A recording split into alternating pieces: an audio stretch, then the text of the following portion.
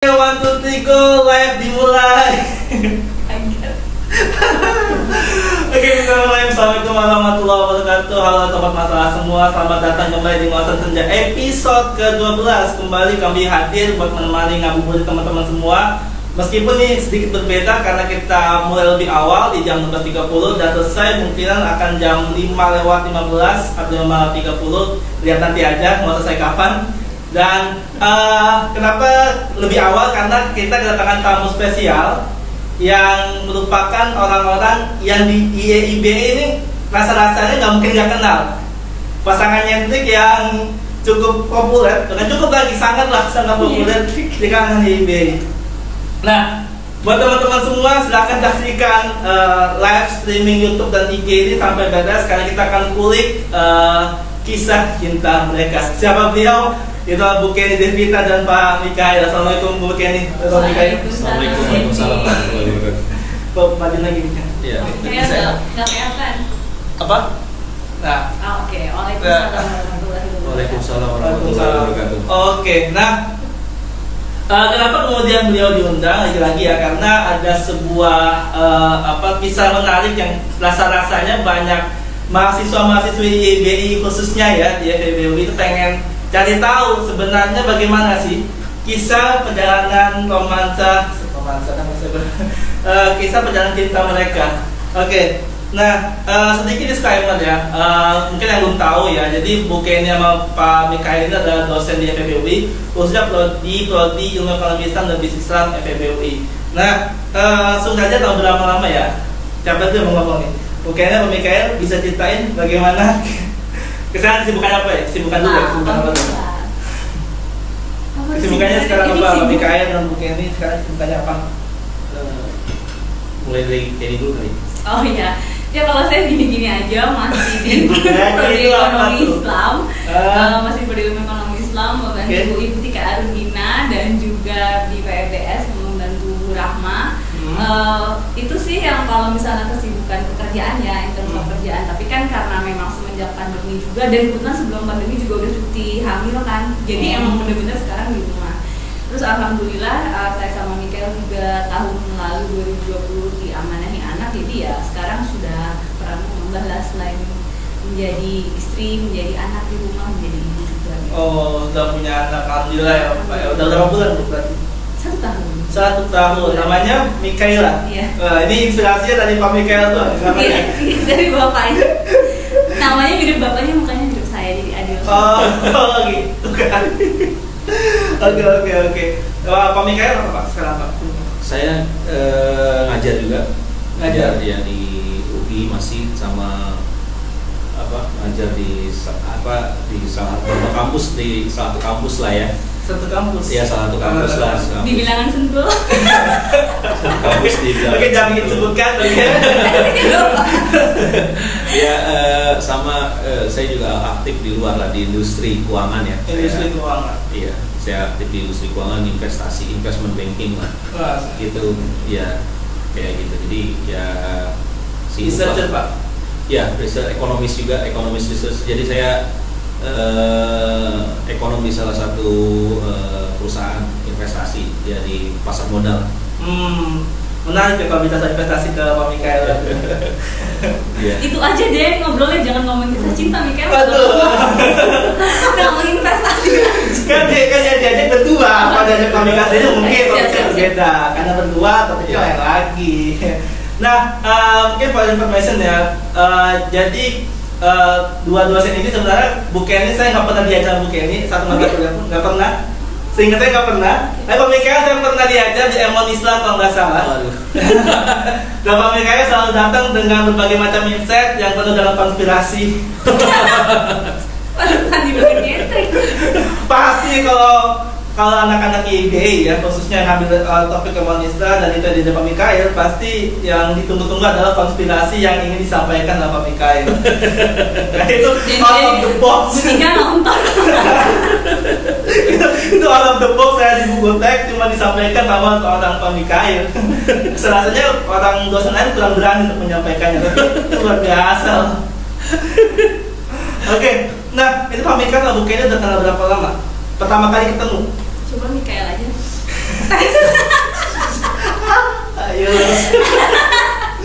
Coba detail aja yang jauh. Saya kenal Ibu Kenny dari 2007. 2007. Ya. Sudah lama Pak. 13. 14 tahun yang lalu. Ya, 14 tahun yang Kenal lalu. di mana Pak? Di kampus.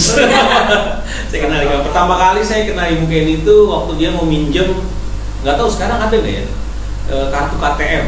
Anda yang minjam. Lalu. Saya Bukan yang minjem Mikael, yang minjem Pak Mikael. ya, saya minjem ya. Saya lupa saya yang minjem KTM karena zaman dulu tuh karena buku mahal ya. Nggak tahu sekarang itu bisa. Kalau dulu kan nggak bisa ada PDF ya. Kalau nggak ada internetnya juga masih lemot gitu kan. Jadi ya pinjam buku buat pinjam buku perpustakaan kampus FE. Dulu perpustakaan itu belum, nggak tahu sekarang udah sama ya. Dulu sih perpustakaan belum terpusat di perpustakaan UI, belum ada perpustakaan UI ya.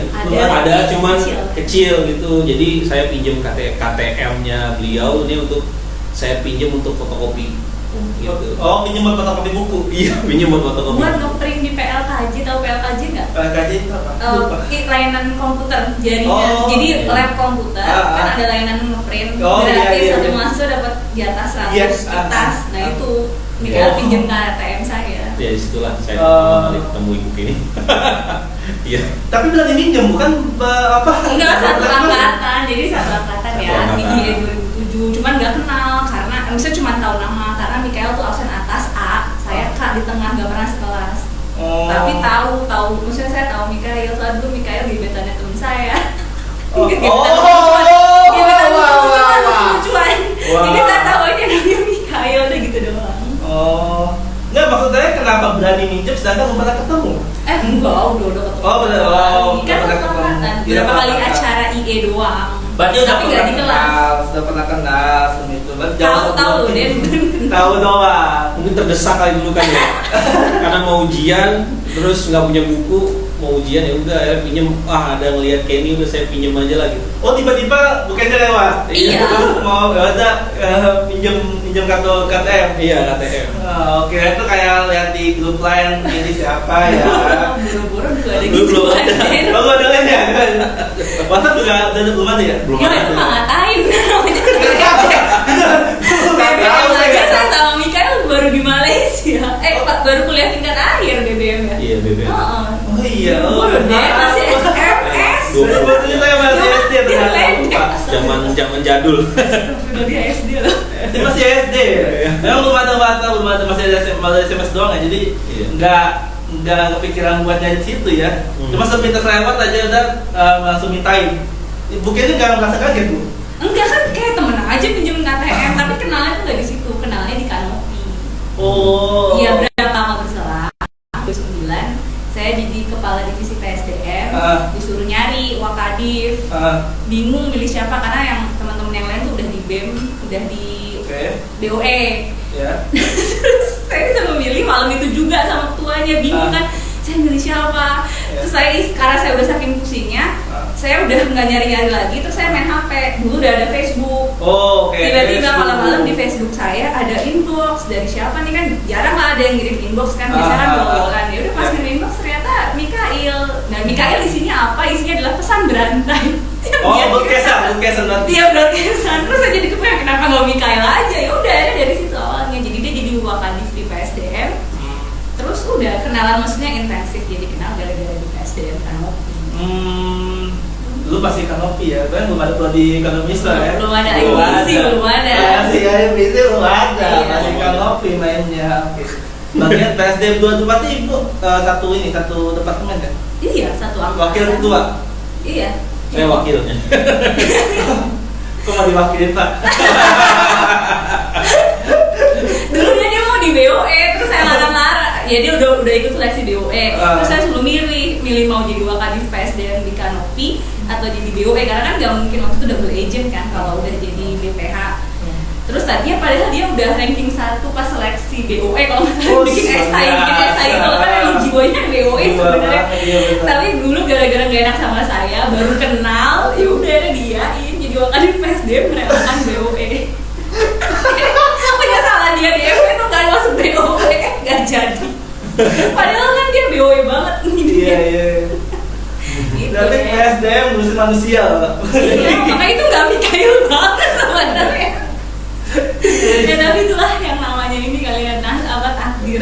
Ya, tapi bukannya maksa buat Pak Mikael join ke. Maksa, padahal saya juga nggak kenal banget. Maksudnya ya udah kenal aja satu angkatan, tapi saya maksa. Ayo dong please Mikael, apa nggak ada orang lagi nih, semua teman-teman saya udah ada di BOE, udah ada di BEM, udah di BPH Kanopi juga, nggak ada yang lain, nggak ada yang mau. Maksudnya nggak ada yang mau jadi wakadif PSDM di Kanopi.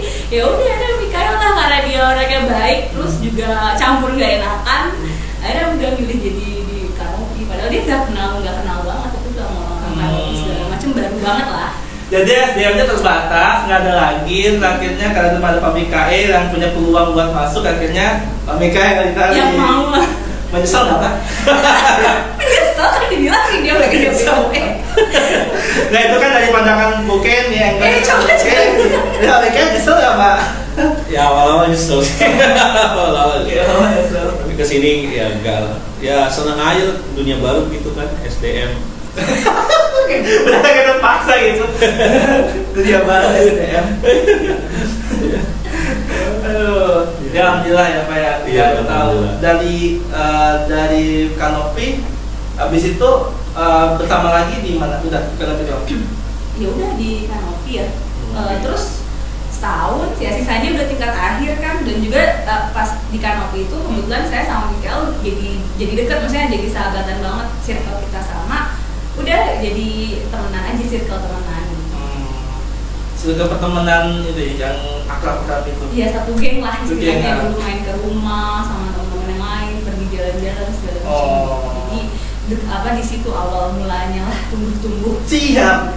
Tumbuh. Terus saya tanya Mikael dong. Saya mau nanya tahu juga, dia langsung ngetahuin. Mikael tuh keringetan loh, dia tanya investasi apa deh. Gitu, dia tanya gini-gini, dia pasti belum tahu. Dia nggak bakal jawab. Jangan serius banget dari investasi. Campur. Nah, katanya les dulu bareng. Iya. Gimana tuh kok bisa bareng? Jangan Mikael berarti aja kita. Ya kan ini ya Pak, ya untuk menghindari fitnah gitu kan. Jadi ya maksudnya untuk ya ini lah, karena ya niatnya serius. Saya niatnya serius kan, akhirnya sebelum S2 saya ngelamar. Oh, iya. Saya ngelamar, saya ngelamar Geni gitu.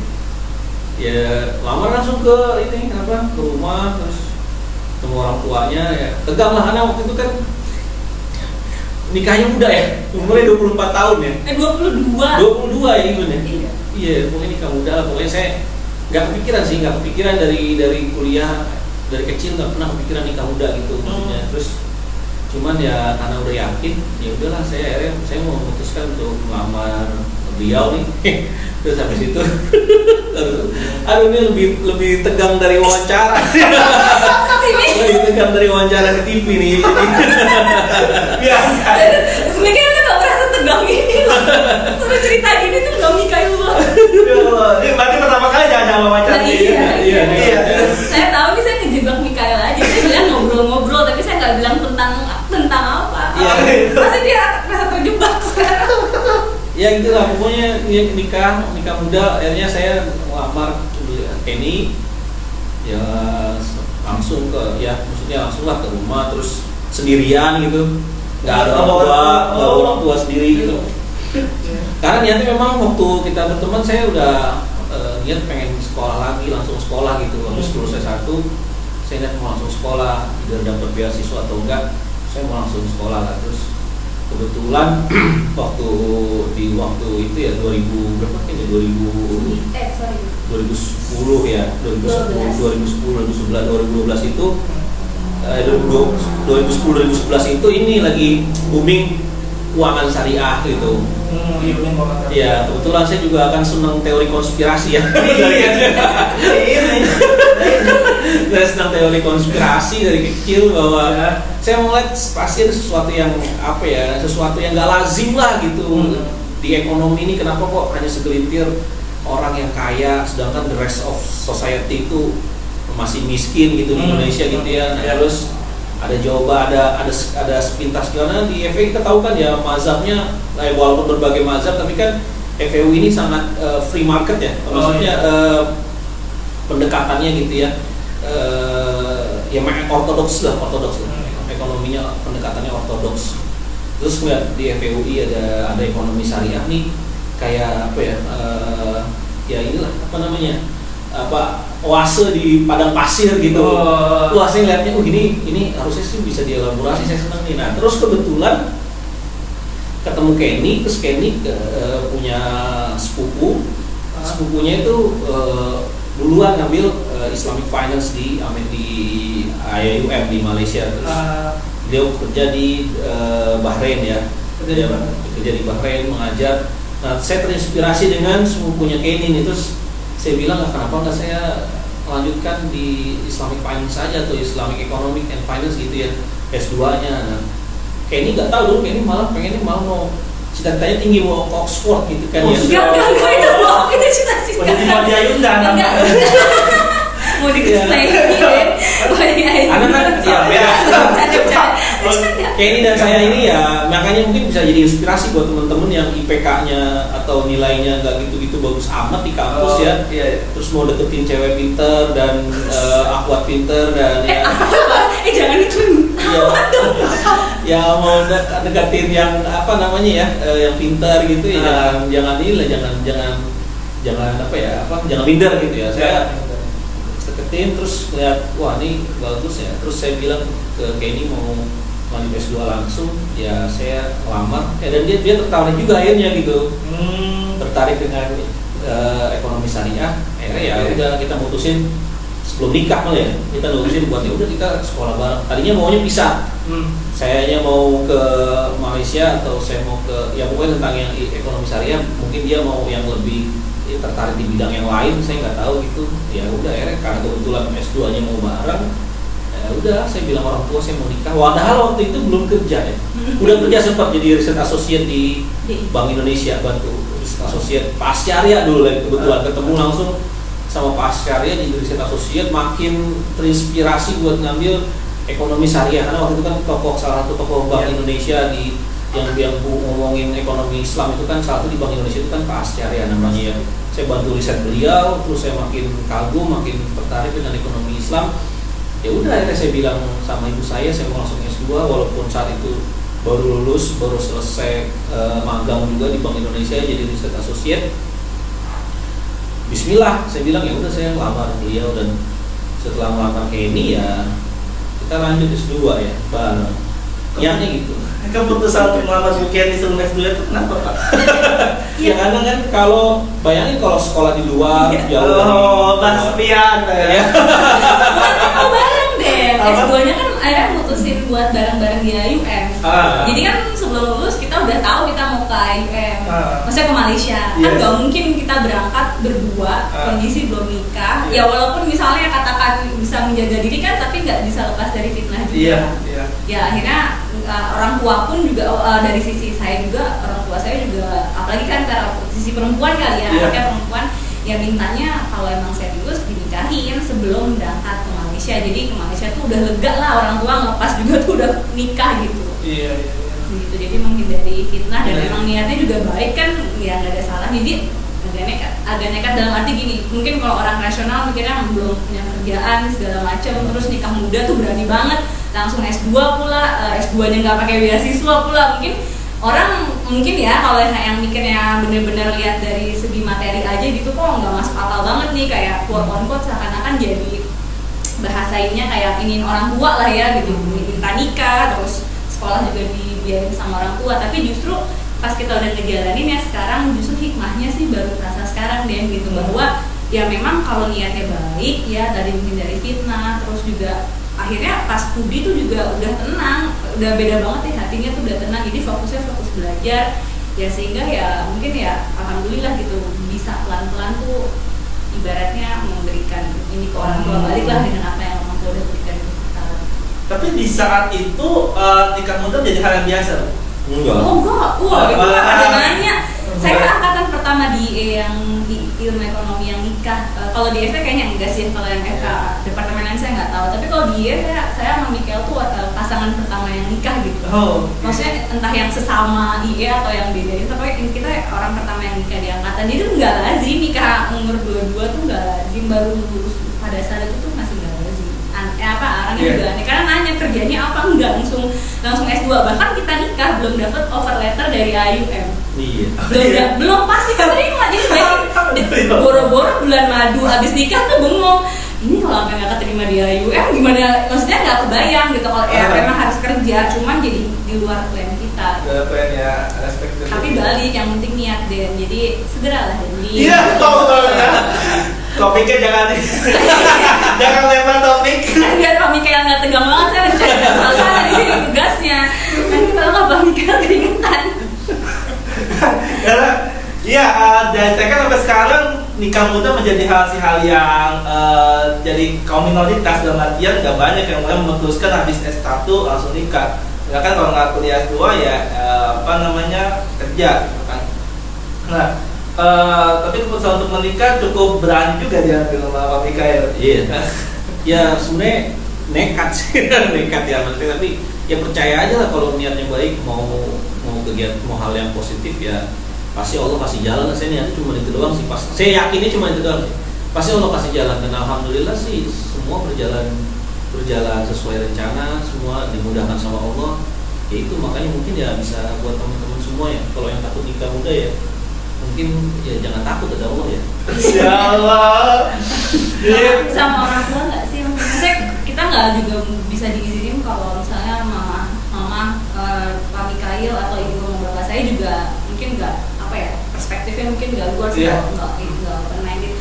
Karena orang tua kami juga alhamdulillah juga nggak masalah gitu belum punya kerja atau apa tuh, malah mereka tuh support banget di awal gitu. Yang penting tuh jalannya benar, nikah mereka siap support apapun, termasuk tadi finansial tadi dan lain-lain gitu. Ya gitulah, dan jadi karena niatnya baik gitu, orang tua pun menangkap niat kita, akhirnya dia jadi sangat support kita banget. Iya, enak ya, ekosistem keluarganya itu mendukung sekali. Kalau enggak kan repot. Cuma aja kita yang nanya-nanya dia aja. Kita nanya. Nggak apa-apa sih. Saya dulu nanti. Jangan. Oke, nah tapi ketika Pak Mikael mau coba untuk melamar Bu Kenny, itu sudah dikasih kode belum ke Bu Kenny? Ya apa semacam, ya udahlah, gambling aja. Tolak ya udah, menerima ya udah. Ya sebenarnya gini, diskusi sih awalnya sebelum belum melamar tuh kita sering diskusi, sering ngobrol. Bagaimana kita berdua ngeliat masa depan tuh kayak gimana sih, maksudnya visinya dia kayaknya apa, visi saya apa. Kalau saya kan sering ceritanya sama Kenny ya tentang segala hal gitu ya. Ya udah akhirnya Kenny, saya ngerasa Kenny juga udah siap, maksudnya ya siap ya udah kalau saya lamar Kenny-nya siap gitu. Ya udah karena Kenny udah ngasih signal, ya udah saya lamar gitu. Ya alhamdulillah nggak ditolak.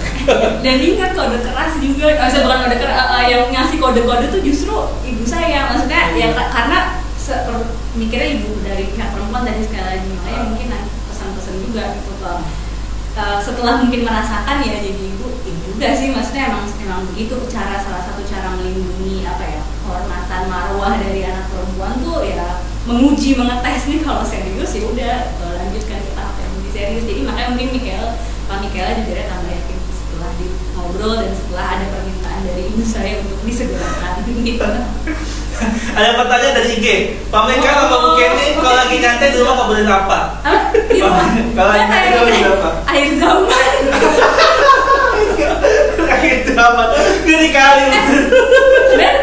Ini saya nggak tahu Bu Irfani nonton apa nggak, Bu Irfani tahu nggak? Nggak tahu. Ya tahu itu Bu Irfani itu bimbingannya. Ya jadi Bu Irfani itu dulu teman kerja saya di Ken. Tahu banget, saya tuh juga dulu suka teori konspirasi, cuman beda, maksudnya konspirasinya Mikael sama saya tuh sebenarnya beda. Kalau saya konspirasi agak lebih ke aneh sih. Jadi emang kita nggak nyambung ngobrolnya. Cuman apa yang diobrolin silakan tanya Pak Mikael. Selain konspirasi. Ya saya ekonomi sih ya, ekonomi lah. Coba obrolannya ya seputar banyak kan sih ya. Kalau dulu tuh belum nikah ya obrolannya seputar gimana kedepannya gitu, gimana kedepannya maksudnya kedepannya ya gimana, maksudnya mau gimana kedepannya lanjutin hubungannya gitu kan. ya kayak gitu. Tapi kalau sekarang udah nikah kan beda, udah nikah yang dibicarakan ya seputar, kalau sekarang anak pasti kan yang diobrolin anak. Kalau yang kebanyakan sih yang kita bicarakan itu ya seputar ekonomi ya. Saya kan gini ya, saya ini kan di ekonomi itu saya nggak pinter-pinter banget gitu, bukan yang pinter-pinter banget di ekonomi. Nah si Kenny ini kan ya memang cum laude pertama kan, yang kedua apa namanya one of the best lah di angkatan tuh satu. Jadi saya banyak malah belajar dari Kenny. Jadi waktu saya ketemu Kenny itu kalau nggak salah IPK saya 2, berapa? Iya, 8 apa 9 gitu pokoknya. Jadi saya semenjak ketemu Kenny saya jadi banyak dapat ilmu gitu. Wah, dia nggak jelasin yang benar. Selama ini kan saya interpretasinya salah. Terus dia ngajarin saya banyak yang benar, ngajarin segala macam, ya udah akhirnya dari situ saya nangkep. Dan sampai sekarang kalau misalkan saya mau tahu tentang konsep-konsep ekonomi, saya mau yang saya lupa gitu ya. Kebetulan Ibu Kenny seneng banget temanya mikro level. Kalau saya senangnya levelnya makro. Saya senang ngomongin makro level gitulah, dunia, ngomongin Indonesia gitu. Tapi kalau Kenny senangnya mikro level gitu. Nah biasanya saya belajar banyak tuh dari Ibu Kenny. Nah di situ setiap hari kemungkinan ya kalau diskusi keluarga mungkin 30%, sisanya 60% tuh ngebicarain ekonomi lah, gimana sih perkembangan ekonomi, gimana ekonomi Indonesia, gimana perkembangan di kampus, teorinya dia gimana di kampus, apa yang dia pelajari gitu sih. Nah makanya saya sampai sekarang saya berpikir apa kita nggak S3 bareng ya, bisa S2 bareng, kita pengen S3 bareng, kali seru juga saya mikir kayak gitu sama Ibu Kenny. Pokoknya ya more or less kebanyakan sih isunya kita yang di rumah ngomongin seputar ekonomi lah gitu. Tapi ini pelajaran loh Den. Kenapa Mikael tadi saya cerita, tadi Mikael mention malah ya dulu Pak Mikael IPK-nya segitu karena dulu di tingkat 1-2 tuh dia Pak Mikael tuh sibuk ngajar bimbel, salah satu bimbel. Dan juga ini ya apa namanya, mungkin kita dulu masih beda circle pertemanan yang anak-anak, pokoknya ini dan Mikael tuh main-main gitu sebenarnya. Dia nggak tahu kalau C itu bobotnya 2, dia kira kalau dapet C itu 3 bobotnya. Jadi dia sampai pas dapet C, oh ya udah masih 3 IPK-nya. Baru sampai akhirnya tingkat 2 dia baru sadar C itu 2 gitu, sehingga akhirnya dia ngejar supaya gimana caranya bisa 3. Nah pas tingkat 3 circle pertemanannya udah mulai agak beda tuh, Mikael udah mulai ada irisan sama temenan saya juga. Terus mulai dulu dia ada temenan sama anak BW juga, sama anak Kanopi ya. Terus mulailah Mikael tuh justru dia jauh, menurut saya sih ya, kalau ngomongin ekonomi tuh justru Mikael tuh jauh lebih emang interestnya tuh di situ. Kalau saya tuh emang senang aja, saya senang belajar, dalam arti belajar ilmu baru ya, bukan belajar yang baca buku, tapi saya senang dapat ilmu baru. Jadi kuliah tuh mungkin ya beruntungnya tuh di situ gitu, misalnya IPK bisa agak lebih tinggi dari Pak Mikael. Tapi kalau dari segi pengetahuan atau interestnya tuh justru Mikael yang jauh lebih senang. Tapi memang kalau ujian yang harus nulis gitu-gitu tuh dia kelemahannya emang di situ, mungkin sehingga nilainya itu nggak mencerminkan apa yang ada di dalam otaknya. Kalau menurut saya, setelah saya hidup bertahun-tahun sama Pak Mikael tuh saya amazed aja gitu, nih orang dari bangun tidur sampai merem yang dipikirin tuh ekonomi gitu. Maksudnya emang seseneng itu dia dalam ekonomi dan akhir zaman sih. Tapi intinya tuh yang dipikirin tuh itu gitu kan, berarti emang dia senang banget sama dunia itu. Sedangkan saya tuh enggak, pikiran saya tuh masih banyak drama Korea apa segala macam. Tapi intinya adalah interestnya tuh sebenarnya beda, jadi nggak mencerminkan si IPK segala macam. Buat saya setelah saya hidup bareng dia bertahun-tahun tuh yang akhirnya menentukan orang ini apa enggak tuh passionnya gitu, passion di situ apa enggak. Enak ya kalau punya pasangan yang punya pendidikan yang sama, ngobrolnya tuh jadi nyambung. Dan tapi yang saya agak heran kalau ngobrol gitu terus, apa enggak rumit hidupnya jadi serius mulu, kalau ekonomi mulu. Ada ini nggak sisi humor saya nggak sih Bu?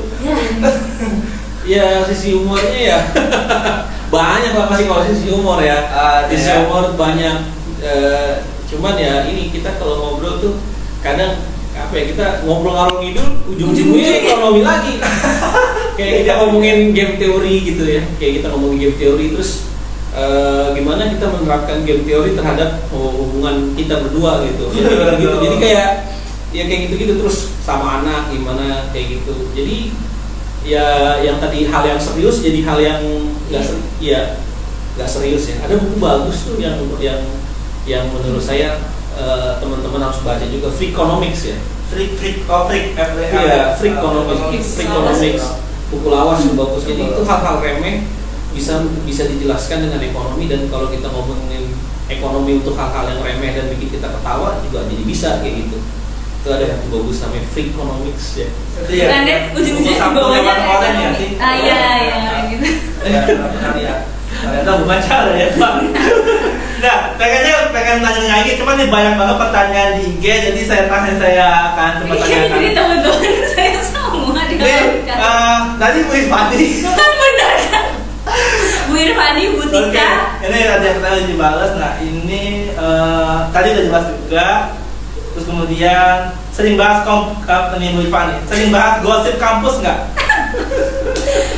Bu Irfani. Tentu iya. Jadi maksudnya pastilah kan, kebetulan karena Mikael juga di kampus, ya pasti saya sering cerita lah apa yang ya sama kalau kita yang tadi dia ditanya apa ya ekonomi terus enggak ya ada sharingnya lah, misalnya Mikael cerita di kantor ya, namanya juga bertempat berkeluh kesah di sini juga di kampus gitu, kalau kesah ujung-ujungnya gitu ya. Tapi nggak boleh gibah, Bu Irfani sedang puasa. Jangan dibuka juga sih kayaknya. Oh iya enggak. Apa yang digosipin nggak dibuka, ditaruh aja. Ya berhenti dong. Ya itu omongannya itu selain ekonomi yang ngomongin itu di kantor ngapain saya, terus di kampus tuh lagi heboh apa, misalnya lagi apa, lagi ada apa gitu yang seru-seru lah pokoknya. Sama makan palingnya. Iya itu sih. Ngomongin makan apa hari ini? Bukan ngomongin, langsung mencet GoFood mau makan apa lagi. Nggak boleh nyebut merek. Iya. Jackfood iya gitu. Iya. Mungkin ini nggak masak Bu. Lu kalau buka air nanti coba tanya bapak kali aja kan ada yang tahu ya. Mau jagoan Pak Mikael yang masak. Oh gitu. Saya nggak kalau masak tuh nggak ini lah. Paling juga itu kalau masak kalau lagi niat enak. Kalau lagi niat. Kalau nggak niat. Niat Bu. Kalau Pak Mikael lebih masak ini nggak saya jarang masak. Ada pertanyaan Bu Asintia. Pak Mikael. Bu Asin ya ini. Enggak. Awal-awal di IE circle pertemanannya sama huruf A. Enggak sama begini. Ya Bu Asin yang sekelas sama Bu Asin PPKB deh, orang pintar. Bu Asin tuh beda kasta sama kita. Beda kasta. Jadi kalau Mikael bilang tadi itu fitnah, karena yang apa orang-orang superhero yang di angkatan saya tuh ya Bu Asin gitu. Jadi dulu ini nggak sekelas sama Asin nggak? Kelas banyak. Oh ya sekelas karena sama-sama SMA. Jadi Mikael tuh banyak sekelas sama anak-anak PPKB. Cuman temenannya nggak sama anak PPKB, sama anak yang lain. Oh gitu. Ya berarti apa namanya, nyesel nggak tuh? Enggak ya? Nyesel apa? Pertanyaan nyesel apa enggak? Kalau dia itu pertanyaan sama-sama huruf A. Huruf A. Nyesel nggak? Enggak sih. Enggak sama sekali. Enggak ada yang saya sesal. Kok kita tuh sangat diuntungkan dengan catatan Asin. Jadi nggak mungkin Mikael menyesal dengan sekelas yang di atas-atas, maksudnya. Tapi ya gini ya, sebenarnya kalau di kampus jangan eksklusif banget ya. Berteman jangan sama yang circle-nya itu aja ya. Saran saya sih. Itu temennya banyak banget. Kebalikannya saya. Saran saya. Karena nggak ada yang tahu. Waktu saya di industri, saya kan sekarang di industri ya, di industri keuangan gitu ya. Yes. Nggak ada yang tahu dulu, wah ini orang waktu di kampus tuh jarang masuk, lulusnya lama gitu. Ternyata sekarang jadi chief head of research head of research di salah satu brokerage top 10 lah di Indonesia gitu ya. Itu kejadian, memang kejadian, dan yang kita nggak bayangin ternyata benar-benar jadi industrialis yang benar-benar bagus, memang jadi yang profesional yang benar-benar bagus gitu ya. Makanya kalau circle kita itu aja kan, networking kita kan terbatas ya. Nah ya kebetulan ya alhamdulillahnya saya berteman dari yang jangan sebut dari yang belangsak juga sampai yang pintar alim banget dari yang ini. Tapi gara-gara itu jadi tahu banyak bahwa orang itu perilakunya beda-beda. Bahwa orang itu perilakunya beda-beda, dan dari situ ya bisa nanti gunanya itu di dunia kerja. Di dunia kerja itu jarang sekali homogen.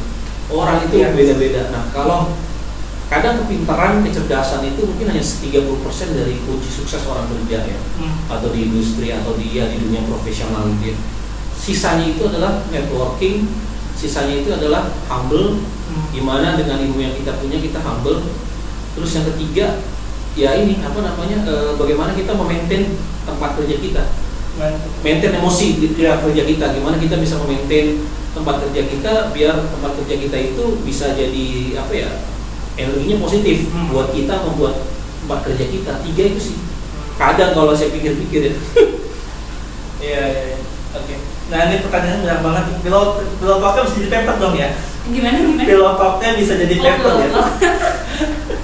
Boleh serius tuh. Enggak, tapi wacana doang. Saya bikin paper udah wacana doang. Bikin paper kalau akhirnya bimbing mahasiswa. Iya gitu. Maksudnya yang kayak kejadian tuh kalau mahasiswa bimbingan mahasiswa. Iya, bimbing mahasiswa itu. Iya, tapi bukannya itu sama Pak Mikael beberapa kali publish paper ya? Iya, tapi maksudnya belum yang di paper misalnya Scopus Index yang justru Pak Mikael pernah publish misalnya sama Tika, sama Ria gitu ya, bimbingan mahasiswa. Saya pun juga dengan yang lain gitu. Nah, maksudnya adalah yang publish paper yang sama Mikael tuh conference, karena kita emang ngincer conference-nya. Jadi seru nih conference di sini ikut, terus ada kesempatan publish gitu. Tapi belum di jurnal yang mungkin bereputasi. Sebenarnya kalau nggak COVID nih, kita pengen banget sebenarnya ya. Yang ikut conference berkali-kali itu udah siapin bahannya. Kalau tema tuh banyak, Mas. Oh iya, tema banyak. Yang pilot talk itu jadi tema. Iya. Cuman eksekusinya itu waktunya nggak ada. Gitu. Banyak idenya ya. Iya. Idenya hanya tersampaikan doang, tapi nggak berakhir di kertas ya. Iya. Tidak ada di laptop. Di laptop. Padahal mungkin kadang-kadang lupa kali Bu ya. Idenya apa ya waktu Halo. Nah, Abang Mikael lebih ngefans sama Song Hye Kyo atau Kenny? Itu Azizo. Song Hye Kyo itu siapa? Gue tahu sih. Itu rahasia. Itu siapa? Ini Azizo deh. Gimana? Dia bahkan nggak tahu. Saya nggak tahu Song Hye Kyo. Itu artis Korea ya? Apa? Iya. Korea. Udah lama lah itu, tapi sekolah Iya. lama. Zaman kita SMP. Zaman 20 tahun lalu, 15 tahun lalu ya. Pak Mikael tadi suka nonton drakor juga? Hah? Suka nonton drakor juga? Hanya Enggak. Song Hye Kyo doang. Enggak. Ini Pak. Saya yang suka drakor. Hanya film-filmnya Song Hye Kyo aja. Yang Song Hye Kyo kalau nggak ada Korea Utara, kalau nggak ada Finance-nya udah itu doang. Sisanya dia nggak mau nonton. Oh. Yang ada backgroundnya saya nonton tuh film kan ada backgroundnya. Saya backgroundnya sejarah, saya suka backgroundnya science fiction, saya suka. Oh iya, yang science fiction, time travel gitu dia masih mau tuh, atau yang. Tapi kalau yang udah kayak pure cuman cinta-cintaan saya nggak nonton deh. Oh, itu saya diledekin terus sih. Tapi emang bagus, jadi akhirnya jadi lebih rasional, maksudnya emang jadi berpikir ya itu emang buat hiburan doang gitu. Jangan sampai terlalu baper. Dan gak dijawab kan akhirnya. Ini jawaban politis. Jawaban politikus nggak dijawab juga. Ya udah lah, dan kan nggak semua kita harus tahu jawabannya apa. Lanjut. Iya siap.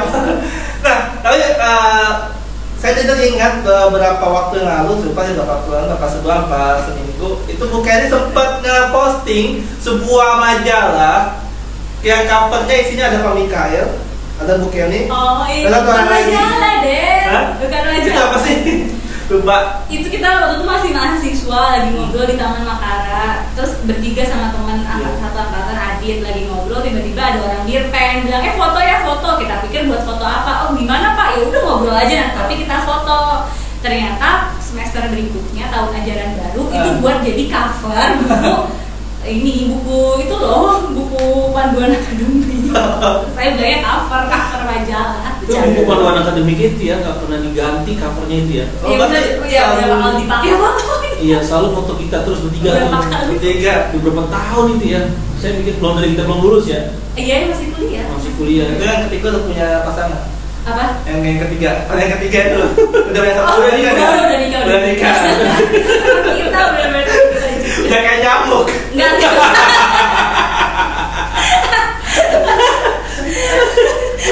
Udah nikah. Iya, kalau belum nikah tuh ganti ya, bener kan? Ya Allah. Ya udahlah. Pak Mikael lebih Juventus atau Kenny? Ini si Azizon masih pilih-pilih.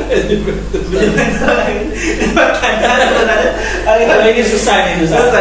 Oh iya, Kalau ini lebih nggak bisa dijawab. Saya lebih milih Juventus. Mikael tuh jarang ya minta saya ngedoain. Maksudnya kan kalau doain ini tuh agak jarang. Tapi dia kalau Juventus mau masuk entah final UCL atau apa gitu, kan doain dong biar Juve menang. Jadi udah tahu ya jawabannya apa. Sepak bolanya ya. Buat klub idolanya doainnya ya Allah. Pak Mikael, kalau bukannya sering ngebanggain satu sama lain nggak di lingkungan kerjanya? Wah, pertanyaan siapa tuh? Saya nggak tahu nih, dikasih tim ayahnya. Oke. Kalau saya sih yang sering ngebanggain saya kalau di kantor. Oh, kalau saya juga lah. Wah, Walaupun saya- agak kadang jadiin bahan jokes Lucu juga juga. sama kayak Pak Mikael. Sama. Sama. Selama di kampus suka jadi ini nggak sih segen nggak sih dalam artian kan ini satu-satunya pasangan di FEBUI. Enggak lah, bulan apa akun. Oh ada lagi kan? Akun bulannya banyak. Oh banyak saya nggak tahu. Iya kalau di IB cuma Oh, IB. Iya, kedua. Iya gitu. Iya, kedua IB Gak ada lagi ya? nggak ada lagi. nggak ada lagi. Iya. Iya lagi. Suka jadi ini nggak apa namanya segen nggak sama teman-teman di yang lain karena kan satu-satunya pasangan yang di kampus Enggak sih. biasa aja ya. Ini orang-orang di IBI dosen-dosennya semua baik-baik semua. Baik semua. Ya, representasi malaikat di bumi. Ya serius tapi Iya. baik banget dosen-dosen. Malaikat di bumi. Jadi kita juga nyaman juga. Dan mungkin sebenarnya kita sekantor tuh sebentar di Iya. yang Mikael full di kampus tuh kan cuma 1 semester doang deh. Setelah 1 semester akhirnya Mikael mutusin untuk ke industri ke Bank Muamalat waktu itu. Jadi sebenarnya yang kita sebagai kolega kantor beneran yang full itu cuma 1 semester. Itu Azizon tuh juga jadi saksi bisu tuh dari dulu Azizon masih muda. Saksi Kita bisu. maksudnya kerja bareng kita, coba tanyain aja Azizon Zon dari kok belum- awkward nggak? Aisyah dari belum punya istri, belum punya anak tuh. Ya. Dari istrinya masih 1. Jadi sampai sekarang, sampai Enggak. sekarang. Nggak, Apa tapi- banget bisa dibilang ke saksi bisu bang? Nggak ada saksi cerewet tapi intinya adalah nggak awkward karena nggak tahu ya memang masya Allah sih lingkungan di prodi DI di PBS tuh baik banget gitu, justru ini banget welcome banget sama kita yang kita tuh masalahnya salah satu dosen di prodi IBI yang bukan anak FSI, bayangin. Bukan, sini ada apa semua Iya kebanyakan? bukan, maksudnya seenggaknya dulu iya Bu Rahma tuh kan aktivis awal-awal, Pak Yusuf, Oh, Pak Yusuf, ya. Pak Deden presiden Fose, coba bayangin. Siapa? Pak Deden, Oh. si Azizun juga gitu-gitu kan. Gitu-gitu ya, gitu. Apa ya? Iya, ya nggak bercanda. Pak Yusuf tuh FSI, terus Iya. siapa banyak lah yang backgroundnya tuh FSI intinya. Nah saya sama Mikael tuh sebenarnya di quote-unquote tuh asing, dalam arti kita bukan dari FSI awalnya masuk ke prodi ilmu ekonomi Islam, tapi sama sekali tidak dibedain. Maksudnya ya mereka bener-bener emang pengen tahu, kenal kita juga lebih dalam. Jadi pengen sih merasa nggak awkward sama sekali. Dan saya sama Mikael sih juga apa ya, orangnya juga nggak yang terlalu apa PDA atau nggak yang public display affection. oke. Saya ya udah kita emang kayak temenan. Jadi orang semoga juga nyaman juga ya, nggak Iya. tahu gimana kalau lagi ada kita. Tapi intinya itu sih karena nyaman ya di prodi IB itu, masya Allah sih. Berarti beda ya pengalaman kalau di kantor kan yang sama pasangan kan jadi kayak segen nggak sih kalau di pada kantoran gitu. Iya, Iya. yang kayak kalau dulu makan siang gitu nggak berarti saya sama Mikael makan berdua-dua gitu. Maksudnya kita makan sama Sama yang teman-teman. lain, atau bahkan kadang Mikael ya makannya sama yang dosen-dosen yang laki-laki, saya sama yang perempuan gitu. Jadi nggak terus jadi kita kemana-mana berdua juga. Iya. Dan dulu juga cuma sebentar sih di sekantor tuh cuma 1 semester, sisanya Mikael udah di industri pindah switch gitu. Ya. Nggak jadi punya impian buat duduk bareng di satu kantor. Iya itu yang nggak kesampaian gitu. Tadi kita pikir kita pasti loh kayak gitu loh. Berasa Kirain- kayak saudara sama iya dosen sebelahan gitu kan nggak bisa sih. Gak bisa, gak bisa. Tapi ternyata emang ada hikmahnya Ada nih. hikmahnya. Jadi ada space kan, ya kadang mungkin suami istri butuh itu juga. Betul, jarang. Coba. Ya gitu. Bisa juga jelasinnya, maaf saya bukan praktisi. Gimana nih? Lu kesah ajaran anak-anak ilmu ekonomi Islam dan bisnis Islam dong, Pak, Bu. Apa ya? Kesah sih nggak ada sih ya. Soalnya saya yakin sih ya, kalau anak-anak FEU itu udah terpilih ya. Ya, terpilih lah, maksudnya pinter-pinter. Saya pernah kan juga beberapa kali ngajar di kampus yang berbeda gitu ya, bukan kampus negeri, ada beberapa. Ya berbeda memang anak FPUI memang ini ya pilih, jadi ngajarnya juga enak. Effortnya misalkan sedikit tapi mereka karena mereka dari sananya udah pinter jadi gampang gitu ya ngajarinnya gitu. Dan sekitar memang ada beberapa lah, pasti 1-2 yang outlier ya. Iya. Tanya balik dong suka duka diajar sama Kak Mikael sama Bu Kenny, gimana silakan jawab di kolom komen. Kalau suka dukanya ya itu ya, dan juga ya tadi saya sama Mikael itu kan di departemen IE. Dulu kita bertumbuh dan belajar itu belum ada kebayang akan ada ekonomi Islam dan bisnis Islam di kampus FEU itu nggak kebayang gitu. Dulu bahkan kita ngambil kelas ekonomi syariah karena apa? Karena termasuk yang gampang dapat A ya ekonomi pilihan, dan ternyata pas masuk menarik gitu, maksudnya emang Enggak, saya tetap aja dapat dosen. Ayo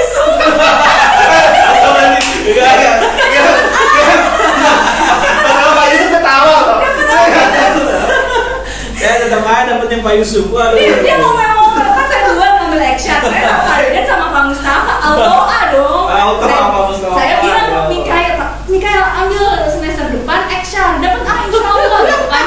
Ambillah dia kan tadi ya semangat supaya IPK-nya 3. Ambillah dia ambil action kan. Tapi memang mungkin juga dasarnya kita juga udah tertarik sih, udah suka menikmati juga. Bahkan saya dulu sit in juga di kelas Pak Yusuf ini, saya udah ngambil lecture, saya sit in lagi bareng Mikael di kelas dengan mata kuliah yang sama, dengan mata kuliah yang sama karena yang ngajar Pak Yusuf. Saya pengen tahu juga dari perspektif Pak Yusuf. Udah tuh terus habis itu ngambil terus nilainya keluar minus, dia ngomel katanya auto A. Nah tapi ya intinya adalah tadi pas ngambil action dulu tuh kita nggak kebayang maksudnya akan ada sampai ekonomi Islam tuh jauh deh gitu. Dulu tuh ke Malaysia aja bayangannya mungkin balik ke kampus tuh ya paling ngajar action aja gitu, bukan suatu prodi. Pas sampai di Malaysia ketemu Katika, ketemu Butika, ketemu Pak Deden gitu ya, yang ngajak untuk balik kampus karena ada prodi itu kita seneng banget sebenarnya. Nah karena suasananya juga sudah terbentuk gitu ya, terus ada nama Islam di dalamnya juga, saya nggak tahu apa itu suatu kebetulan juga yang akhirnya juga membentuk anak-anaknya juga. Ya saya ngerasanya saya ngajar mereka tuh juga nyaman gitu. Nah kenapa? Mungkin karena kita share value yang sama ya, worldview inget ya Den? Jadi kita share worldview yang sama, value yang sama, sehingga gimana sih orang kalau satu gelombang kan rasanya terus tarik menarik gitu. Ya nyaman lah ya, merasa mantap lah IEIB aja ya. Beta nggak ngerasain kalau ngajar di yang non IEIB? Bedanya mungkin apa ya? Karena saya tuh dikit ngajar yang non IEIB ini, jadi nggak bisa compare juga, maksudnya mungkin secara karakter dan lain-lain nggak bisa compare, dan sekarang juga ngegeser sih ya, kayak kalau dulu ya yang dibilang angkat teman seangkatan nih, yang dibilang quote on quote tuh achiever atau ambi itu kan dulu zaman kita tuh anak IE tuh kekeluargaan banget, soalnya pokoknya slow, santai, ya pokoknya yang penting kebersamaan. Nah kalau sekarang kan justru malah ada geser ya, sekarang anak IE yang justru banyak pencapaiannya, jadi mapres dan lain-lain. Jadi karakternya tuh juga udah mulai geser-geser, sehingga kadang saya nggak bisa juga bedain ini anak IE, tapi kalau ada bedanya mungkin beda dari pembawaan aja, tapi juga rasa nyamannya tuh ya beda tuh dalam arti nyaman, tapi karakternya aja yang berbeda. Tapi lebih enak anak IB ya? Tetap Saya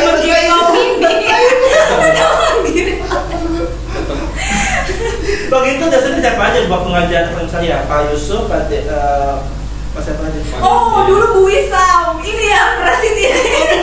Bu Wisam udah ngajar? Legenda di angkatan Oh iya, legenda. Bukan yang baru? Ibu Princess. Iya, Pak. Maksudnya kan kalau Bu Wisam dulu baru balik, terus habis itu ngajar gitu ya. Jadi kan Masya Allah ya, langsung mendulang banyak suara dan peminat di kelas saya. Kalau saya sih di kelas Pak Yusuf, Mikael sih di kelas Bu Wisam. Maksudnya karena penasaran kan, ini Bu Wisam yang diomong-omongin tuh yang mana sih? Akhirnya kita sih cuma pengen tahu kok ini Bu Wisam gitu. Pak Banu ya, kalau Pak Banu mah udah dari dulu, maksudnya nggak cuma di kelas tapi Pak Banu legend lah, legend. Oh itu juga legend. Sekarang syiarnya nggak cuma di kelas action doang, tapi di banyak event. Itu sih kalau saya pada di nama Pak Mustafa, kalau Pak Mikael Pak Yusuf. Saya dulu ini letter apa ya? Iya, recommendation letter. Recommendation letternya itu Pak Banu. Kita berdua ya Pak Banu. iya. Jadi, dari Ustadz Banu. Kalau nggak ada Ustadz Banu nggak bisa lolos tuh. karena mepet Iya. bayangin maksudnya Pak Banu tuh baik banget. Baik banget. Jadi kita dapat recommendation letter dari Pak Banu salah satunya. Legend banget. Dan baru tahu loh kalau Bu Lisa juga legend. Oh iya, legend dalam arti maksudnya masih muda, terus ya inilah maksudnya membuat banyak orang kagum gitu kan. Terus akhirnya kita beneran sit-in karena pengen tahu Buisam itu yang mana waktu itu. Terus habis itu siapa lagi dulu? Paling ya itu. Bu Umi Rahma. Belum, Bu Rahma itu baru langsung cepet kan S2 2 kali, langsung S3 di Darem. Balik-balik itu tuh pas selesai S3 tuh pas saya sama Mikael baru pulang, jadi memang Bu Rahma juga baru sebenarnya. Pas gak lama di Dika Prodi kan. Iya, Gitu. Jadi nggak pernah tuh yang namanya diajar Bu Rahma belum pernah. Oh. Kita tuh sebenarnya kalau sama Pak Dirjen, Pak Yusuf, Pak Banu belum bisa nganggep kayak kolega karena jadi guru sih sebenarnya ustadz kita gitu. Yeah. Kita dalam banyak hal kami masih nanya-nanya ke Pak Banu misalnya Pak hukum ini gimana gitu. Jadi kayaknya nggak sebagai kolega itu masih belum bisa. Yang memang guru yang belum. Iya. Oke, ada pertanyaan lagi. Nanti Anda kan masuk ekonomi nggak? Enggak, kalau ya Allah ini kan bulan puasa kalau bisa nggak usah. Jangan. Kalau bisa nggak usah. Nggak usah. Nggak usah. Kenapa nggak usah kan? Biar nyambung ngobrol sama anak muda. Buat yang pertama ngobrol konspirasi ya mas. Yang pertama bosen ya, masih bosen kalau dia. Yang kedua saya mau anak saya itu si Mikaela itu pengen dia yang real, ya apa? Ya. Ilmunya yang real lah, eksakta lah. Pengennya kedokteran kayak, kalau enggak fisika jadi fisikawan kayak, kalau enggak jadi kimiawan kayak, atau apa engineering kayak engineer jadi engineer kayak, pokoknya yang real lah gitu ya. Jadi kita sekeluarga kalau ngobrol terenak gitu ya. Bisa macam-macam perspektif. Jadi pernah ngerasa nyesel nggak masuk ekonomi? Maksudnya gini, kadang kayak kita mikir ini ilmunya tuh banyak konsepnya, tapi efek maksudnya bendanya Benda realnya apa gitu ya, maksudnya efek immediate-nya tuh apa gitu kan, mungkin nggak bisa nampak langsung gitu ya. Ya memang sih orang bisa bilang itu buat hajat hidup orang banyak bla bla, tapi yang immediate yang bisa kita lihat hasilnya tuh apa. Beda kan mungkin kalau dokter atau teknik kan kelihatan langsung. Dan apa ya, mungkin itu disiplin ilmu yang kita sebelumnya tuh nggak tahu, nggak kita kuasain. Kalau ada orang lain yang bisa menguasai dalam keluarga tuh mungkin rasanya apalagi anak sendiri. Ya biasa kita masih agak kolot mungkin pemikirannya kalau tapi ya gitulah, kalau bisa jangan ekonomi lah udah kalau bisa. Tapi mau tiba-tiba pengen ekonomi gimana? Nggak ngelarang ya. Ngelarang lah kalau suka ekonomi. Kalau emang suka nggak apa-apa. Mendingan enggak ya, ada teknik baru. Iya, betul. Oke. Nah, kenapa Bu Kenny sukanya sama Bu Tika Bu Fani? Jangan coba kasih lagi. Kenapa tidak ada jawaban dikasih? Karena emang kalau Bu Fani dulu dari pas lulus kerja, pas lulus kuliah sempat kerja di Ken, pernah dengar nggak, Komite Ekonomi Nasional? Nggak pernah dengar. Iya, itu tua banget. Dan saya dulu di situ Bu Irfan itu bos saya, jadi dari dulu Bu Irfan itu jadi bos saya lah, pokoknya tuh inilah Masya Allah Bu Fani. Nah terus gak lama saya kuliah S2, pas balik Bu Irfani udah di kampus juga lagi S3, jadi dosen. Nah kalau Bu Tika, karena saya waktu di S2, Bu Tika lagi S3 di Malaysia. Nah kalau Bu Isam dulu legend, Bu Tika legend juga di Malaysia. Di pokoknya semua orang mengidolakan Bu Tika, sehingga saya penasaran Bu Tika tuh yang mana nih, karena katanya kan senior saya, karena saya nggak pernah ketemu di kampus. Nah pas ketemu di Malaysia, ternyata emang Masya Allah juga baik banget. Maksudnya baik banget, saya bahkan kira Bu Tika tuh anak undergrad saking awal mudanya ya. Saya kira tuh lebih muda dari saya. Terus baik banget ya sama saya sama Mikael, padahal udah kenal, kita udah diajak ngobrol di ini, malah udah diajak balik kampus sama Bu Tika, waktu itu ada Pak Deden juga di acara forum. Nah singkat cerita tuh ya akhirnya dekat gara-gara itu. Pas balik ke kampus, Bu Fani udah jadi dosen, Bu Tika udah jadi dosen juga, ya jadinya pertemanannya ke situ. Dan kita di departemen yang sama, IE kan, sama usia angkatan juga nggak jauh beda, maksudnya relatif dibanding dosen-dosen yang lain gitu. Jadi paling nyambung lah kalau ngobrol dalam banyak hal, tanda kutip Bu Tika bukan gosip. Berasa kayak seumuran semua ya. Ternyata tuh kayak Bu Kenny. Maaf deh, ini seumuran tuh saya lebih tuaan. Enggak, sama emang orang juga kiranya gitu kak. Iya, jadi nggak kebayang kalau ternyata ada yang lebih senior ketimbang yang lain. Kalau yang Bu Tika lebih senior daripada Bu Kenny. Iya, Bu Fani sama Bu Tika seangkatan. Kalau Bu Asin seangkatan sama saya. Oke. Seangkatan sama Komika. Punten bahasin dan dosen pemuji dulu. Alhamdulillah dilulusin. Ayo deh nonton lah deh, makasih. Pusat tes. Oke, ada cita-cita bersama nggak yang ingin capai Bu? S3 bareng. S3 bareng kan iya. Saya kalian duniawi ya. Iya, pengennya itu S3 bareng. Nah, insya Allah tahun ini doain ya. Tahun ini. Iya kan doain dulu. Udah alamatnya, udah mulai prosesnya, Bapak udah daftar. Udah mulai mau daftar lah. Udah ada, kalau Mikael mungkin lebih lengkap ya, kayak proposal riset udah ada segala macam. Kalau saya masih banyak galaunya gitu, tapi sebenarnya udah tinggal niat sama eksekusinya aja sih. Jadi ya itu dia. Tapi pengen bareng di satu kampus yang sama. Ya kalau bisa, walaupun masih dispute gitu sih, yang saya mau beda sama saya memang Pak Mikael mau. Cuman mungkin kalau boleh, namanya juga cita-cita kan. Ya seru aja sih bisa sekelas lagi gitu. Nanggung lah gitu, udah tinggal di akhir. Dulu S1 sekelas, S2 sekelas, S3 sekelas. S1 sekelas, S2 sekelas, S3 sekelas. Iya. Oh. Makanya. Gak pernah bisa. Makanya saya bilang pas Pak Mikael kerja di industri, mungkin itu jadi ini juga. Jadi akhirnya kita lebih banyak terbuka perspektifnya juga. Karena kan kebayang kalau mungkin ya masih bareng juga kan, nggak apa obrolannya juga mungkin nggak bisa luas juga seluas kalau sekarang. Jadi semua pasti ada hikmahnya sih. Tapi emang sekelas terus bayangin.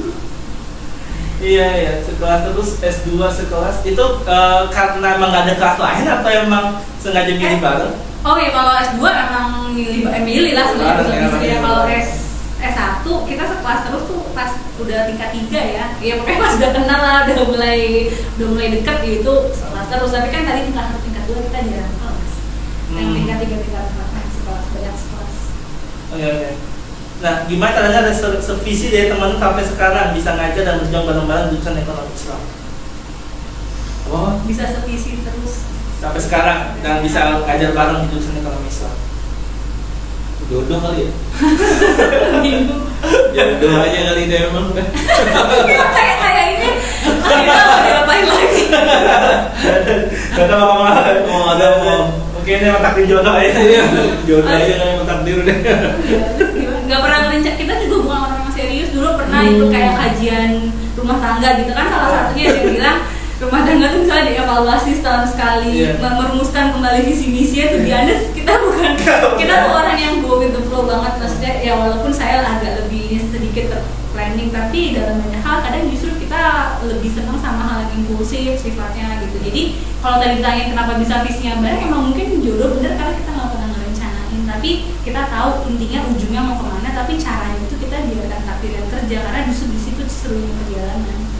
Yang penting tahu mau kemana, tapi kadang rutenya lewat mana itu kita biarin tuh, kita lagi mau kemana aja, yang penting tahu ujungnya apa kalau buat kita. Tapi kan tiap orang mungkin beda-beda. Jadi kalau ditanya visi kita RPJMN pernikahan ya ada. Bukan tipe kita, tapi ada yang kayak gitu. Hasil banyak.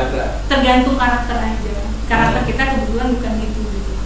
Pernah dicoba tapi malah jadi lawak aja makanya. Hiburan doang berarti. Iya, hiburan. Yang mau sekelas pasti kakek ini ya, Azizon. Karena emang orang, tapi emang saya daftarin sih dulu kan siap aging. Oh iya, daftarin. Masih jelek kan, zaman saya kan masih pakai kabelan gitu deh. Ya, jadi kadang mikirnya terlalu saya daftarin, ya udah saya daftarin masuk kelas sama saya aja lah. Oh, beneran daftarin atau bayarin ya? Iya, bayarin dulu masih harus pakai ATM doang, buru-buru internet banking. Jadi dulu duit aja udah. Mikael kan saya cash, saya yang pakai ATM. Jadi teknologi itu saya sama Mikael tuh dari zaman teknologi belum gimana. Saya kan gaptek ya, dia kan lebih advance ya kalau teknologi. Sampai kuliah juga sama, sampai kuliah S2 lah juga sama. Pokoknya yang urusan akademik yang mikro level saya kasih kayak ini lah. Yang makro levelnya aja lah saya. Division of labor. Saya ya makanya kalau mau nggak tahu ya, ini mungkin saya aja kali. Tapi kalau emang kalau berkeluarga mau santai gitu ya, mau enak, mau santai, mau yang nggak ribet. Karena ada keluarga tuh yang kadang suka berantem buat hal-hal sepele ya. Banyak kan yang keluarga berantem. Saya tuh alhamdulillah sama Kenny, kayak gak pernah berantem gitu ya, pernah gak sih? Iya, maksudnya berantem hal kecil. Gak pernah gitu. Karena saya selalu percaya, karena kita dua-duanya belajar ekonomi, saya selalu terapin di keluarga saya tuh division of labor, mas. Division of labor. Spesialisasi. Setiap orang itu gak bisa menguasai semua bidang, gak bisa. Jadi kalau istri saya itu udah urusannya hal yang mikro level, yang pokoknya yang praktik yang ini. Tapi kalau yang strategik saya misalkan kayak gitu. Yang strategik saya misalkan kayak alokasi dana sekian besar itu buat apaan, mungkin saya bisa. Tapi kalau yang bentar itu duit dipakai buat apa, mau ngapain, terus ke depannya bagaimana, mau terus apa kebutuhan apa segala macam, semua saya serahin ke Kenny. Iya, jadi kayak alokasi pendapatan kan itu kan strategis. Iya. Misalnya pendapatan itu dipakai buat apa, itu Pak Mikail tuh. Nah, nanti dari yang udah Pak Mikail alokasiin dikasih ke saya, yang bisa saya pakai untuk belanja. Nah, expense saya apa, Pak Mikail tuh nggak mau tahu. Maksudnya bukan nggak mau tahu, kan ada yang mana catatan pengeluarannya kok segini habis, kok segitu bisa naik. Pak Mikail nggak gitu, karena dia ngerasa ya udah kan yang penting yang strategik udah dia alokasiin, sisanya apa ya itu berarti saya udah pertimbangin. Nah, itu juga salah satu ini sih kalau dari aspek finance yang agak serius nih. Kalau dari segi finance saya gitu salah satu ini. Jadi kalau pendapatan basis lah pokoknya kayak ya, aja. Pendapatan buat apa gitu saya nggak tahu tuh portofolio Mikael. Pak Mikael misalnya ya udah saya percayain aja Pak Mikael. Saya aja nggak ngerti saham-sahaman, padahal suami kerja di ini ya sekuritas, tapi saya tuh bahkan nggak ngerti karena saya udah percaya kalau yang strategis kayak gitu. Makanya kalau ada yang nanya saham yang bagus apa, kan nggak ngerti. Yang saya tahu cuma PPBH, MDK itu karena Mikael ngomong itu mulu. Jadi sisanya apa, analisis teknikal, fundamental gitu itu udah saya percaya karena tadi udah spesialisasi lah, saya udah nggak peduli. Yang penting saya minta ada. Kayak anak gitu ya, urusan anak gitu, mau tentang anak mau ngapain saya istri lah. Kalau misalkan ada hal besar apa yang butuh sharing strategis baru gitu sih. Division of labor serius deh. Itu harus dipakai gitu. Kadang kan saya ngeliat kasihan sama orang yang keluarga yang berantem apa cuma gara-gara hal sepele atau dia nggak bisa bagi tanggung jawab gitu ya. Division of labor itu benar-benar Adam Smith tuh kepake banget. Tapi nggak berlaku Pak buat yang egonya tinggi Pak. Betul. Makanya kadang ya itu kasihan. Cuma bagi kalau yang egonya tinggi dia akan kasihan kenapa? Karena hal-hal yang harusnya dia bisa spesialisasi nggak dia urusin, dia juga urusin. Nah, akibatnya nggak dapat comparative advantage. Jadi semua. Ini nggak dapat comparative advantage. Teori ekonomi Islam gitu kan. Masalahnya lebih besar kalau kita ada spesialisasi masing-masing. Oke. Nah ini udah mau mendekat, bukan mendekati maghrib karena mungkin juga Pak Mikael juga mau langsung pulang di nggak sampai maghrib. Dan ini mungkin beberapa pertanyaan terakhir aja. Ini berasa ya? Sudah 1 jam lebih Bu kita ngobrol.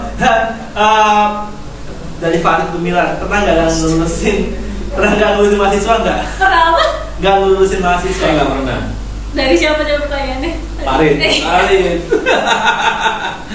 Jadi salah satu tadi alasan kenapa nggak mau ada ekonomi lagi di keluarga karena si Farid juga ekonomi kan. Iya. Kakaknya Farid yang tadi di-mention sama Pak Mikael juga ekonomi. Jadi udah cukup kayaknya ekonomi, dan ada sepupu juga istrinya ekonomi juga. Jadi udah. Nah, nggak lulusin. Pernah? Nggak pernah. Nggak, saya nggak. Kalau anak IEI nggak pernah di sini saya. Kalau anak IEI nggak pernah. Nah, kalau yang mau lulus terus masuk kelas saya.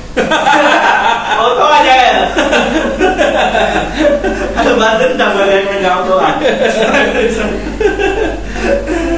Aduh, di istri sekaligus sekretaris ya Bang Azizun. Zon ente mendingan ikut ke sini. Next level ya. Iya deh coba. Kita coba ini IG live bareng. Apa tadi? Istri sekaligus sekretaris ya Bang. Dulu iya, sebelum ada anak ya, maksudnya mungkin kan fokusnya ke Mikael aja. Tapi sekali lagi karena tadi division of labor, ketika Mikael juga tahu saya udah terbagi juga konsentrasinya, dia juga udah nggak ribut lagi sih. Kalau dulu iya sekretaris juga berarti ngingetin ada jadwal ini, tapi nggak serius banget sekali lagi. Tapi kalau sekarang sih nggak terlalu ya, maksudnya ya pelan-pelan juga kita saling menyesuaikan lah. Mikael juga lebih aware sama hal detail, sama agenda gitu. Oke.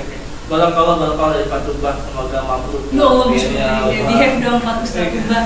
Pak Ustaz Tuba itu juga guru kita. Iya. Walaupun seangkatan, nggak seangkatan, tapi di Malaysia Ustaz Tuba itu yang selalu kita Guru tanya-tanya. Guru spiritual. Nama anak aja kita konsultasinya ke Ustaz Tuba. Oh iya, nama anak. Bener, Ustaz Tuba. Itu apa namanya di gimana cara ininya Pak Tuba tentuin nama anak? Enggak, ejaan itu isunya tuh ejaan, tapi Pak Tuba sampai kasih tahu artinya, tafsirnya, segala Oke. Ini menarik ya, sampai perlu konsultasi teman tuh gak masalah anak. Masalah nama anak ya karena kan nama doa ya. Yang Iya, dibawa, iya. dipanggil di akhirat pakai namanya. Masa namanya harus nama baru. Oke, terakhir buat penutup di sore hari ini dan menemani kalian ngabuburit, buat bukannya Romi Mikael ada pesan-pesan nggak buat mereka yang sama mungkin kata Pika sama kayak kemarin nikah muda ya, yang pengen nikah, yang masih berpikir mungkin yakin nggak sih, benar nggak sih gue bakal nikah, apa masih ragu dan sebagainya. Dan sebenarnya pengen juga kan kasus sama nih, pengen S2 nih ya kan. Biasanya kan orang mikirnya kerja, tapi kalau nikah sambil kerja oke lah, fair gitu lah, karena ketika nikah ada penghasilan. Tapi ini nikah S2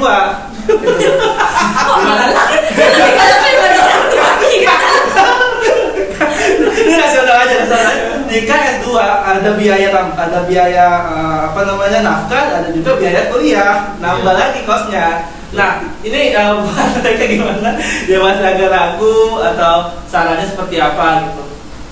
Ya pertama yakin bahwa kalau hal baik pasti akan kalau untuk niat yang baik pasti akan menghasilkan hal yang baik ya. Yakin dulu pertama pasti. Tapi gini, nggak semua setiap orang punya cerita hidup yang sama. Saya selalu percaya itu bahwa setiap orang punya ceritanya masing-masing, punya cerita hidup masing-masing. Jadi jalanin aja yang bisa dijalanin, kerjain aja yang manfaat yang bisa dikerjain. Sama ini yakin kalau memang niatnya memang nikah, terus kalau misalkan udah dapat beasiswa, terus kan berarti kan udah mulai kelihatan tuh ada pendapatannya kan, terus mau nikah itu oke, jalanin aja yakin. Tapi kalau misalkan belum dapat beasiswa atau orang tua belum support, ya jangan juga, kerja dulu misalkan atau sekolah dulu misalkan baru nanti nikah. Pokoknya setiap orang saya percaya, balik lagi divisions of labor ya, setiap masalah oriented gitu masalah oriented ya, setiap orang punya ceritanya, punya endowmentnya masing-masing, punya ceritanya masing-masing. Yang penting push the next frontiernya itu bagus ya. Intinya naikin maslahat diri sendiri itu ya, yakin yang pertama tadi. Yang kedua kalau udah yakin terus tahu itu akan menghasilkan manfaat, ya udah jalanin terus, yakin gitu. Insya Allah. Tapi jangan maksain bahwa saya harus seperti dia, karena cerita orang ya masing-masing punya masing-masing lah, orang punya cerita masing-masing. Bukan nih? Ya kalau buat saya tadi yang sama, yang penting tuh niat. Kalau niatnya baik, insya Allah pasti Allah akan kasih jalan yang misalnya entah memberikan rezeki dari arah yang kita nggak sangka, ya atau mungkin tadi bentuknya dengan ribu orang tua, support orang tua yang segala macam yang kayak masya Allah luar biasa. Nah kalau misalnya ternyata enggak, intinya kita tahu kapan kita harus juga realistis gitu. Maksudnya menikah muda itu mungkin memang buat banyak orang pengen gitu ya, tapi tentu kan di balik kenikmatan pasti juga ada ininya lah, cobaannya. Bayangin mungkin kita yang ngomong dari tadi manis-manisnya, dan saya juga kasih ini ya dari awal bahwa nikah muda tuh pasti juga ada konsekuensi dalam arti menikah di usia yang mungkin belum sematang sekarang. Wah kalau dulu luar biasa gitu perjalanannya, juga kita adaptasinya tuh bayangin baru nikah langsung keluar negeri berdua sendiri, walaupun nggak jauh sih di Malaysia, cuman tinggal berdua satu atap sama orang yang kita tuh juga sebenarnya kan asing, nggak pernah tinggal bareng gitu kan, terus tinggal bareng pasti penyesuaian. Tapi intinya adalah kita niat, kembali ke niat. Kalau niatnya udah karena Allah, pasti nanti Allah yang jaga, Allah yang bantuin. Tapi satu sisi lagi ya di dunianya kalau udah ada restu orang tua dipegang sih, menurut saya kayaknya kemana aja kita siap melangkah. Kenapa kita siap melangkah? Karena orang tua kita ngerestuin. Ringan banget, langkah tuh ringan banget gitu. Mungkin kalau orang tua nggak restu, ceritanya lain kan dia. Oh iya lain, udah pasti lain gitu. Pasti kita juga akan mikir lagi ke belakang lagi, maksudnya akan mikir-mikir ulang. Tapi buat saya ketika Allah udah kita jadi niat kita dan orang tua jadi ridho, kenapa enggak? Buat saya tuh apa aja saya terjalan kalau dulu ya pas zaman belum nikah. Kalau sekarang kan mungkin ridhonya dari suami beda, tapi intinya kayak gitu. Oke, so kalau kalian sudah siap dan orang sudah mendukung, ya silahkan untuk lanjutkan ke hal baik yang sudah kalian tentukan. Amin. Ya, semoga juga menjadi inspirasi buat teman-teman semua. Sekali lagi terima kasih Pak Mikael, terima kasih Bu Kenny atas waktunya, sharingnya. Terima kasih buat teman-teman sudah menonton, sudah melemparkan pertanyaan yang gurih ya, yang cukup untuk membuat studio heboh. Terima kasih Pak Azizon, dia penanya terbanyak. Daripada juga pertanyaan terbanyak. Iya, tentunya. Dan mungkin orang-orang lain yang tidak tercatat di kolom komen di tim yang memberikan pertanyaan ke saya. Cuman lagi-lagi terima kasih banyak atas teman-teman semua. Semoga apa yang disampaikan memberikan manfaat untuk teman-teman semua, memberikan insight yang baik. Dan semoga di hari kedua, 10 hari kedua di bulan Ramadan kita tetap bisa stay puasanya, bisa mencapai al muttaqin sebagaimana tujuan dari puasa. Oke, sekali lagi terima kasih Bu Kenny dan Pak Mikail dan semuanya, dan see you next Ngosan Senja episode berikutnya. Wassalamualaikum warahmatullahi wabarakatuh. Waalaikumsalam warahmatullahi wabarakatuh. Oke, terima kasih Bu. Ya.